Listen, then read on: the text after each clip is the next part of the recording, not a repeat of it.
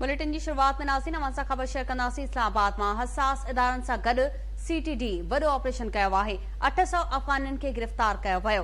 अवां खे ॿुधायूं पिया बाराकहू, तरनोल, महराबादी, गोलड़ा, शम्स कॉलोनी ऐं ॿियनि इलाइक़नि में अफ़गाननि ख़िलाफ़ ऑपरेशन कयो वियो आहे। ऑपरेशन दौरान 800 अफ़गानी गिरफ़्तार कया विया। गिरफ़्तार अफ़गाननि मां 400 खे रिहायशी सबूतनि ते आज़ाद कयो वियो। शिनाख्ती कार्ड ऐं ॿिया दस्तावेज़ न हुजण ते 375 अफ़गान शहरियुनि खे हिरासत में वरितो वियो।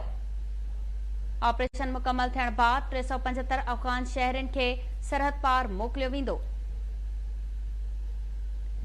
हसास इदारनि सां गॾु CTD वॾो ऑपरेशन कयो आहे। 800 अफ़गानी गिरफ़्तार कया विया। बाराकहू, तरनोल, महराबादी, गोलड़ा, शम्स कॉलोनी ऐं ॿियनि इलाइक़नि में अफ़गाननि ख़िलाफ़ ऑपरेशन कयो वियो।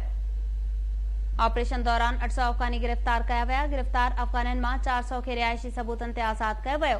जॾहिं त शिनाख्ती कार्ड ऐं ॿिया दस्तावेज़ न हुजण ते 375 अफ़गान शहरियुनि खे हिरासत में वरितो वियो। ऑपरेशन मुकमल थियण बाद 375 अफ़गान शहरियुनि खे सरहद पार मोकिलियो वेंदो।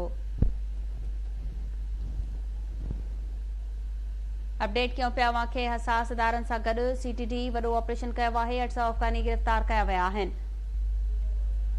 तफ़सील मालूम कंदासीं। लाइन ते मौजूद आहे गुलाम रसूल कुंबर। जी गुलाम रसूल, अपडेट कजो। जी, इस्लामाबाद में हसास इदारनि सां गॾु CTD हिकिड़ो ऑपरेशन कयो आहे।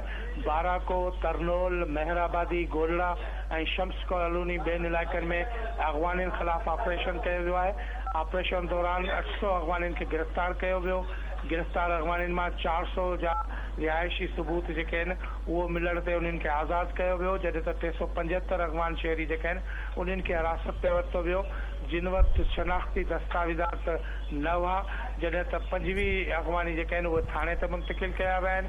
ऑपरेशन मुकमल थियण बाद 375 अफ़गान शहरियुनि खे अफ़गानिस्तान मोकिलियो वेंदो। फ़हरिस्त पुरतरतीब ॾिनियूं वयूं आहिनि। ईंदड़ ॾींहंनि में इस्लामाबाद में हिकु वॾे ऑपरेशन जूं तयारियूं कयूं पियूं वञनि। जी गुलाम रसूल, तफ़सील ॿुधाइण लाइ तव्हांजी महिरबानी।